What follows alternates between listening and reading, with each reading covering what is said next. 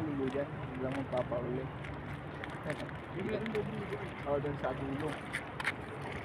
Bila naman. Naliligo sila doon, sila kaya rin yung sasama kayo mag-jogging kayo. Pag may ID na kayo, naliligo sila doon eh. Ano ba hinahanap niya? Jogging? Mga pusit.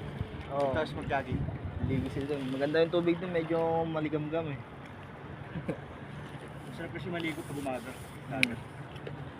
Yun nga guys, nanguhuli siya Saka ng may ano. gym doon, libre. May- May gym.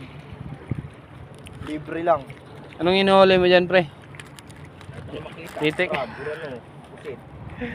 Pwede ba rito, pre? Oo, pwede yan. Meron dito eh. Pag may pulis, wala. Sa mga patril, katago eh. Wala naman tayo sa ano eh, sa syudad eh. Dito tayo sa paisdaan. Kabre ah. Sa ilalim ng bato. No, Hindi, nagkukumuplan sila eh.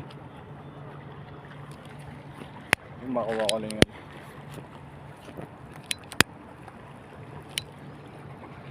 May makukuha daw 1,000. Saan? Pagka sahod daw, hindi isasabay sahod.